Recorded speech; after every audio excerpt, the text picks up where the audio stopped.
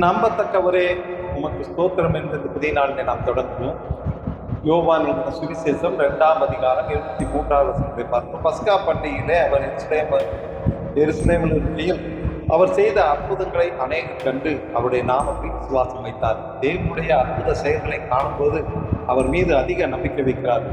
அவருடைய பெயரின் மேல் விசுவாசம் வைப்பது என்பதே அவரை விசுவாசிப்பதையும் அவரை ஏற்றுக்கொள்வதையும் பொருள் எனப்படும். அதுதான் நம்பிக்கை. யோவான் 1:12 சொல்லப்பட்ட அவருடைய நாமத்தின் மேல் விசுவாசம் உள்ளவர்களாய் அவரை ஏற்றுக்கொண்டவர்கள் எத்தனை பேர்களோ அத்தனை பேர்களும் தேவனுடைய பிள்ளைகளாய் இருக்கக்கூடிய அவருக்கு அதிகாரம் கொடுத்தார் சொல்வார்கள். அவர் மீது நம்பிக்கை, கர்த்தரே தேவன் என்பதை நாம் உண்மையாய் அவரை ஏற்றுக்கொள்வேன். உண்மையாய் ஏற்றுக்கொண்டு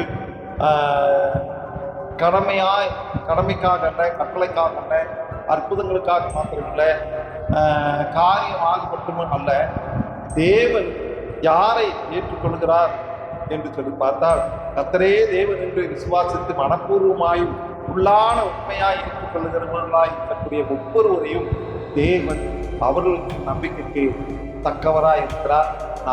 நாம் நம்பத்தக அவன் மீது நம்பிக்கையாயிருப்போம். நம்மை ஆசீர்வதிப்பாராக. ஆமென்.